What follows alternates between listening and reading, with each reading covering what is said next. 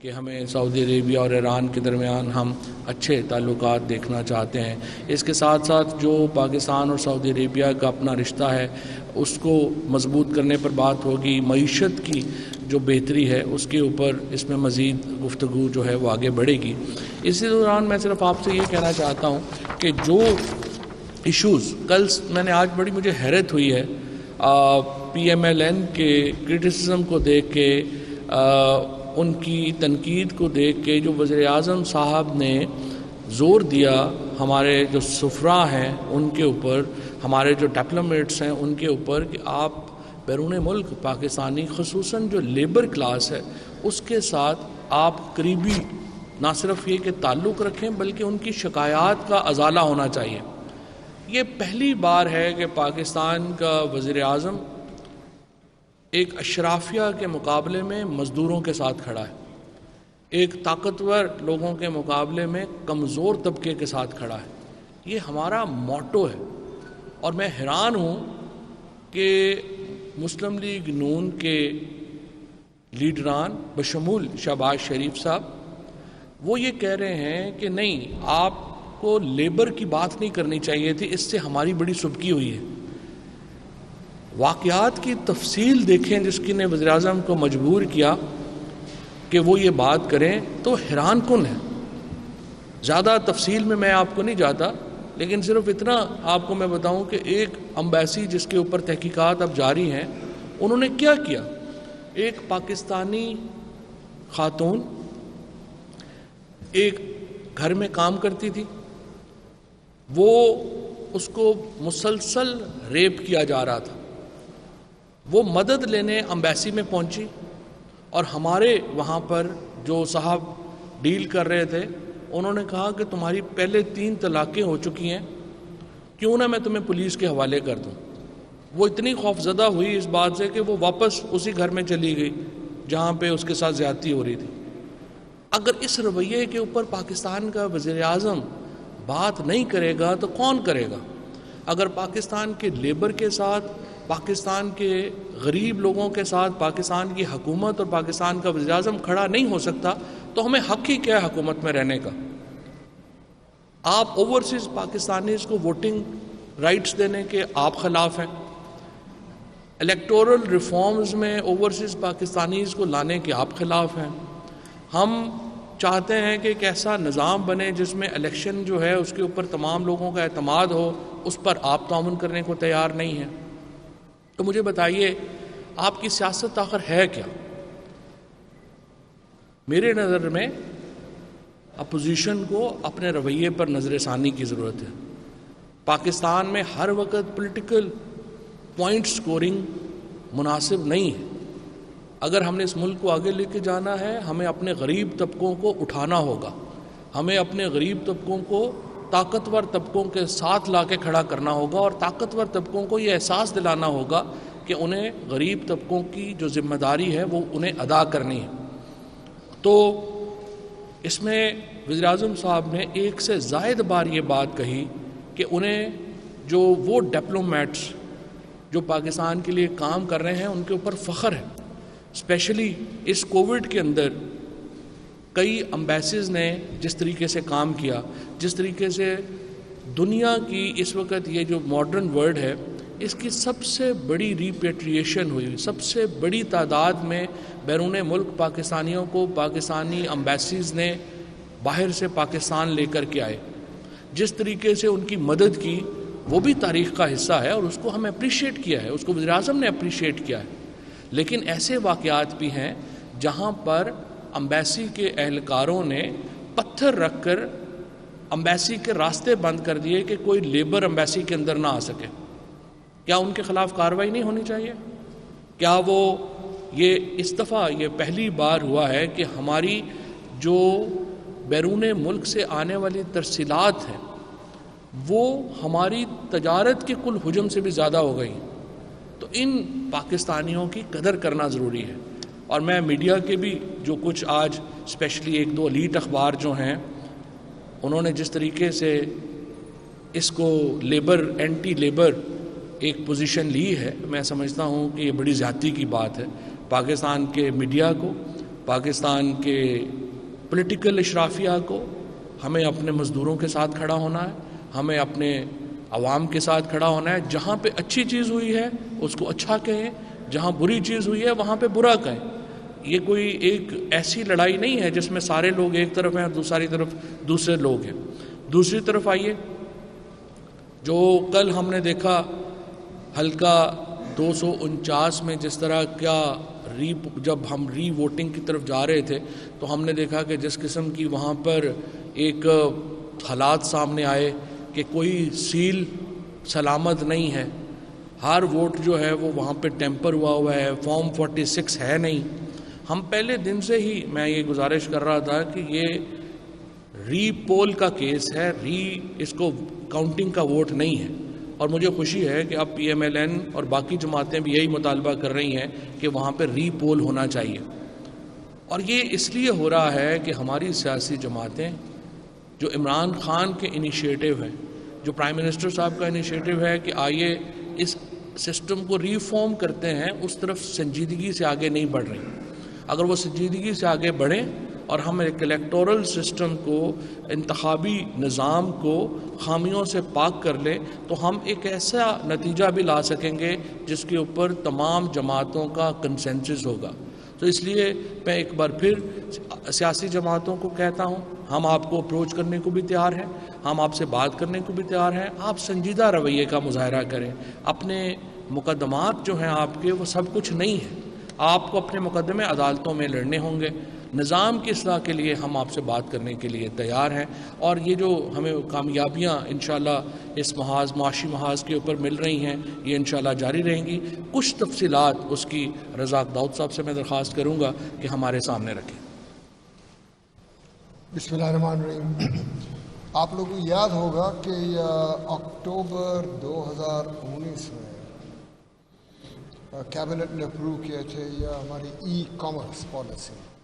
تو جب وہ اپروو ہو گیا اس کے بعد منسٹری آف کامرس نے یہ فوراً کام شروع کیا, اور پہلے ہم لوگوں نے کام یہ کیا کہ ایک نیشنل ای کامرس کونسل بنائی ہے. ای کامرس کونسل میں سارے اسٹیک ہولڈرز اس میں شامل تھے, اور یہ جو کونسل ہے نا اس کی 4-5 میٹنگز ہو چکے ہیں, اور وہاں ایشوز آ رہے تھے پیمنٹس کے بارے میں کہ کس طرح سے ہمارے پیمنٹس, ہمارے لوگ ای کامرس کے کام کرتے تو پیمنٹس کی ایشوز تھے. اور ان لوگوں کا نمبر 1 سجیشن یہی تھا کہ ہمارے لیے آپ لوگ پلیز امیزون کا پلیٹ فارم کھول دیں تو ہم لوگ ایکسپورٹ کر سکیں یہاں پاکستان میں بیٹھ کر امیزون کا پلیٹ فارم کے اوپر. تو ہم لوگوں نے فوراً کام شروع کر دیے, اور امیزون نے یہ پوچھا کہ یہ آپ لوگوں کی کوالٹی اسٹینڈرڈس کیا ہے, یہ ہے وہ ہے. اور پھر انہوں نے تقریباً 40 ایکسپورٹرز کو نے اپروو کیے کہ بس یہ لوگ ہیں, ان سے ہم لوگ کام کر سکتے ہیں. تو وہاں سے کام شروع ہوا, اور کل امیزون کے بڑے ایگزیکٹوز ہیں انہوں نے ہمیں اجازت دی کہ ہم لوگ اناؤنس کر سکتے ہیں کہ چند دنوں میں انہوں نے اناؤنس کریں گے کہ پاکستانی سیلرز ابھی امیزون کا پلیٹ فارم استعمال کر سکتے ہیں. اس کا مطلب یہ ہوا کہ ایک نیا ذریعہ کھل جائے گا ہمارے ایکسپورٹ کے لیے, اور خاص طور پر یہ میں کہوں گا کہ ایک نیا new breed of young men and women entrepreneurs جو اپنے یہاں سیٹ اپ کر سکتے ہیں اور امیزون کا پلیٹ فارم استعمال کر سکتے ہیں, اور ہمارا پاکستانی گڈس یہیں سے ایکسپورٹ ہو سکے. تو یہ میں سمجھتا ہوں کہ یہ بہت بہت بڑی بات ہے. اور اناؤنسمنٹ کے بعد جتنے ہمیں میسیجز مل رہے ہیں اٹ از ویری انکریجنگ. تو ابھی دیکھو بات یہ ہے کہ بہت بڑی اپرچونیٹی کھل گئی، ایک سمندر کھل گیا ہمارے لیے، لیکن چیلنجز ہے. وہ چیلنجز کیا ہے کہ ابھی ہمارے جو لاجسٹک کمپنیز ہیں نا، لاجسٹک کمپنیز TCS ہے، لیپرڈ ہے، چیٹا ہے، بلو ایکس ہے، یہ لوگ سب کو ابھی اچھی طرح سے اور ایفیشینٹلی کام کرنا پڑے گا کہ یہ نہ ہو کہ ایک بار امریکہ میں آسٹریلیا میں کسی نے آرڈر پلیس کرے آن لائن، ہمارے پاکستانی ایکسیپٹ کر لے، سب کچھ تیار ہو جائے اور ہمارے لاجسٹک کے لوگ جلدی کام نہ کر سکے. تو ایک تو یہ لاجسٹک کا مسئلہ ہے. دوسرا یہ ہے، اور یہ بھی ہم لوگ سوچ رہے کہ اس کے اوپر کس طرح سے ہم لوگ کام کر سکیں، کہ کوالٹی ایشورنس، اسٹینڈرڈائزیشن، کہ اس کا مطلب یہ ہوا کہ کوئی نیوزی لینڈ میں ایک کسٹمر ہے، وہ دیکھے کہ یہ ایک پاکستانی پروڈکٹ ہے اور آرڈر پلیس کرے، اور جب مال پہنچے مال ہونا چاہیے ایگزیکٹلی جو ہم لوگوں نے بتایا ہے. ظاہر ہے امیزون کے پاس اپنے کوالٹی ایشورنسز ہے، اور امیزون کے پاس، امیزون نے کسی کسٹمرز نے کمپلین کرے تو پھر وہ ایکسپورٹرز کو ان کا نام کاٹ دیں گے، وہ ایکسپورٹرز استعمال نہیں کر سکیں گے. پھر ہمیں جو پاکستانی سیلرز ہیں ان کو بھی ٹریننگ دینی ہے کہ کس طرح سے یہ ساری امیزون کے سسٹم کو استعمال کرنا ہے. اور آخری بات یہ کہ آرام سے مال وہاں پہنچ جائے اور پیمنٹ بھی آرام سے آ جائے، اسموتھلی کام ہونا چاہیے. تو یہ سارے ہمارے چیلنجز ہیں. دیکھو یہ جو کام ہے نا، یہ صرف اور صرف منسٹری آف کامرس اکیلے نہیں کر سکتے. ہماری ایمبیسی اسلام آباد میں، ہمارے جو ایمبیسڈر اور جو ہمارا کمرشل کاؤنسلر خاص طور پر لاس اینجلس میں، ان کے جو بہت سپورٹ تھا. شعیب صاحب وہاں ہیں، اور اسٹیٹ بینک پاکستان کے ساتھ بھی بہت اچھا تعاون ہوا ہے، اور پاکستانی ڈائسپورا ہمیں بہت سپورٹ دیا. خاص طور پر ایک عمر صاحب ہے، ان کا تو میں ضرور ذکر کروں گا کہ انہوں نے آؤٹ آف دا وے گئے اور پاکستان کو سپورٹ کیا. میں ابھی اور ہم منسٹری آف کامرس کی طرف سے عائشہ حمیرہ لیڈ کی سارا کام، تو میں ابھی ان کو کہوں گا کہ آپ بھی بتائیں کہ امیزون کی کیا کیا ہے، کیا پوٹینشیل ہے، اور انشاءاللہ کیا ہم لوگ کر سکتے ہیں. جی تھینک یو سر. امیزون ایک بہت بڑی ای کامرس گلوبل کمپنی ہے جس کی کہ اینول سیلز 300 سے 400 بلین ڈالرز ہیں، اور صرف نارتھ امریکہ میں ان کی اینول سیلز 80 بلین ڈالرز کی ہیں. تو جیسے آپ لوگوں کو پتہ ہے کہ اب ٹیکنالوجیکل ٹرانسفارمیشن کی وجہ سے دنیا میں گلوبل کامرس کی نیچر کمپلیٹلی تبدیل ہو گئی ہے. تو پوری دنیا میں اگر دیکھا جائے تو اس وقت 4 ٹریلین کی ای کامرس ہو رہی ہے، جس میں کہ B2B بھی شامل ہے اور B2C بھی شامل ہے. امیزون ہمیں ایک اپرچونٹی پرووائڈ کر رہا ہے جس میں کہ ہم اپنے SMEs، یوتھ اور ویمن انٹرپرینیورس کو موقع دے رہے ہیں کہ وہ یہیں پہ پاکستان میں بیٹھے بیٹھے پوری دنیا سے کنیکٹ ہو جائیں، اپنی پروڈکٹ کا ڈسپلے کریں اور اس کو بیچ سکیں. اور اس میں پیمنٹ فیسیلیٹیشن کے لیے اسٹیٹ بینک کے ساتھ بہت کام کیا گیا ہے، اور امیزون ہر 14 دن کے بعد جو بھی چیزیں اس کے پلیٹ فارم پہ انٹرپرینیورز بیچتے ہیں، ہر 14 دن کے بعد وہ پیسے واپس ان کے اکاؤنٹ میں ڈائریکٹلی آئیں گے. کیونکہ اب وہ پاکستان اس لسٹ میں شامل ہونے جا رہا ہے جس میں کہ امیزون سے ڈائریکٹلی سیلرز کام کر رہے ہیں. تو اب ہمیں انشاءاللہ پیمنٹ کا کوئی مسئلہ اس میں نئی پرابلم بالکل کوئی نہیں ہوگی، کیونکہ ہر کسی کو اس کے اکاؤنٹ میں پیسے ملیں گے. پاکستان میں پہلے پاکستانی ID کے تحت آپ امیزون پہ اپنا سیلر اکاؤنٹ نہیں کھول سکتے تھے. پاکستانی مینوفیکچرڈ پروڈکٹس امیزون پہ ابھی بھی بک رہی ہیں، بہت سارے ہمارے ٹیکسٹائل کی فیصل آباد کے اور سیالکوٹ کے سرجیکل سپورٹس کی چیزیں وہاں بک رہی ہیں، لیکن یا تو لوگ پاکستان سے باہر سے اپنا اکاؤنٹ جا کے کھولتے تھے یا پھر وہ کسی اور برانڈ کے لیے بیچ رہے تھے اور سورس پاکستان سے ہو رہا تھا. تو اب جب ہم سیلر لسٹ میں آ جائیں گے تو تمام انٹرپرینیورس کو ایک ڈائریکٹ موقع مل جائے گا. اس وقت امیزون پہ تقریباً 2 ملین SMEs ہیں دنیا کے جو رجسٹرڈ ہیں. تو پاکستان کے SMEs جو ہیں وہ بھی اب اس میں شامل ہو سکیں گے، اور اس کے علاوہ ان کے تقریباً 300 ملین سے زیادہ ان کی کنزیومر بیس ہے جو کہ پروڈکٹ خریدتی ہے.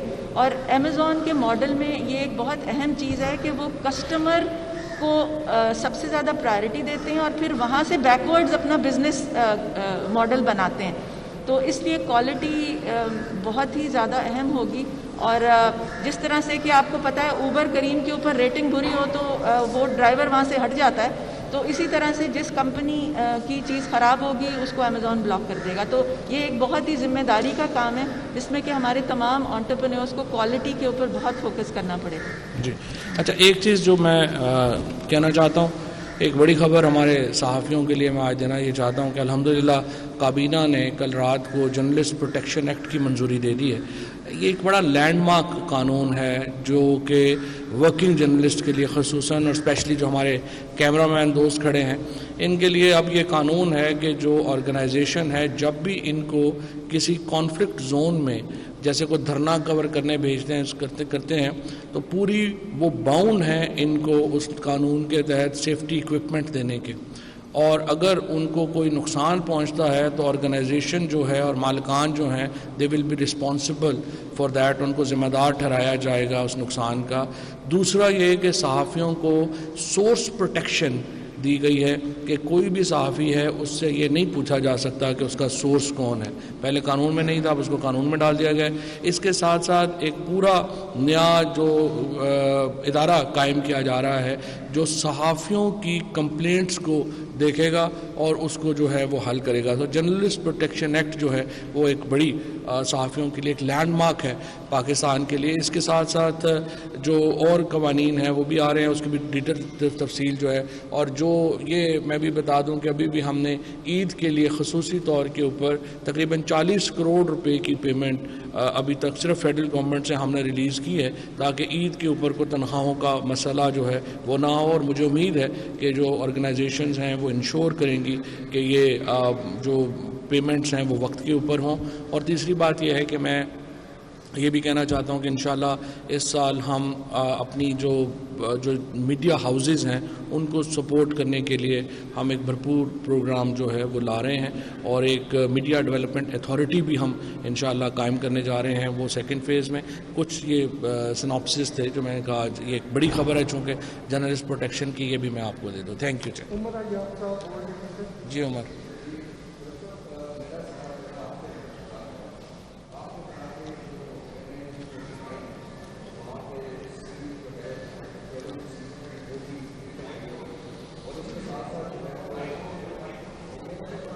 چلو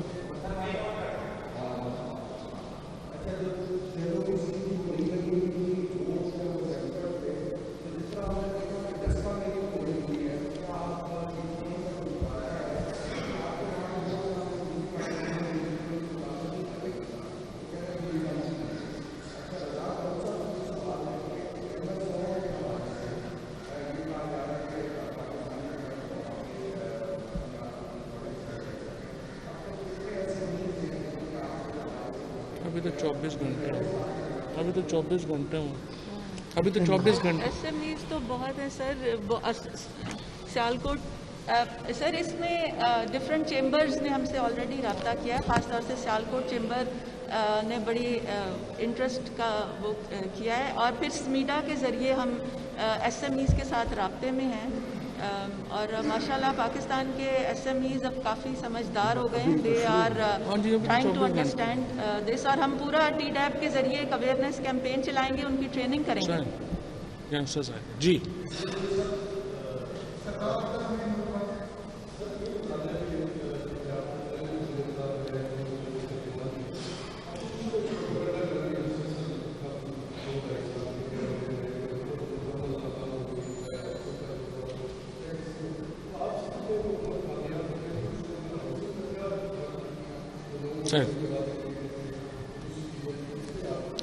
دیکھیں ہماری جو پی ٹی آئی کی حکومت تھی اس کے دو بڑے مرکزی وعدے تھے. نمبر 1 کہ ہم 1 کروڑ نوکریاں پیدا کریں گے، اور دوسرا تھا کہ 50 لاکھ گھر بنائیں گے. اب نوکریوں کے اوپر میں ڈیٹا کمپائل کر رہا ہوں، وہ بھی انشاءاللہ میں آپ کے سامنے لے کے آؤں گا. 11.5 لاکھ لوگ تو ان 2 سالوں میں ملک سے باہر بھیجے گئے ہیں نوکریوں کے لیے، اور بہت بڑی تعداد ہے لوگوں کو جن کو ملازمتیں ملی ہیں، وہ بھی میں آپ کے سامنے لے کے آؤں گا.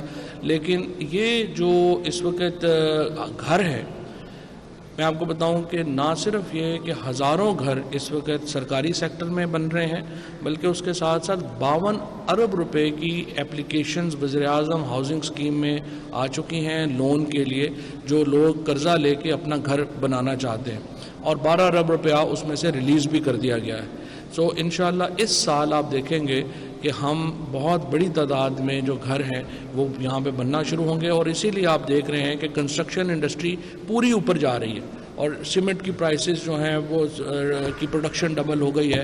ہر چیز جو ہے پاکستان میں جو ریلیٹڈ ہے کنسٹرکشن کے وہ بہت بڑھ گئی ہے، اور اس کی بنیادی وجہ یہی ہے کہ پرائم منسٹر صاحب کے جو ہمارے بنیادی وعدے تھے تحریک انصاف کے حکومت بننے سے پہلے، وہ انتخابی وعدے نہیں تھے، ان کو پورا کیا جا رہا ہے.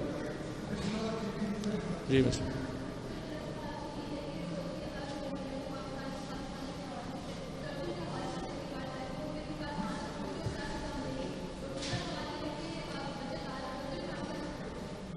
دیکھیے پہلی بات تو یہ ہے کہ وزیر اعظم انسپیکشن کمیشن کو یہ ذمہ داری سونپی گئی ہے کہ وہ تحقیقات کرے امبیسی کے معاملات کے متعلق. اور احمد یار حراج صاحب جو ہیں وہ چیئرمین ہیں وزیر اعظم انسپیکشن کمیشن کے، وہ یہ 15 دن کے اندر ان کو کہا گیا ہے انیشل رپورٹ دینے کو، اور اس کے بعد جو اگلا مرحلہ ہوگا وہ بھی اس کے مطابق جو ہے وہ چلے گا. جہاں تک بجٹ کا ہے اس کے اوپر کل شوکت ترین صاحب نے بڑی تفصیل سے آپ کو اپنے اہداف جو ہیں وہ بتائے.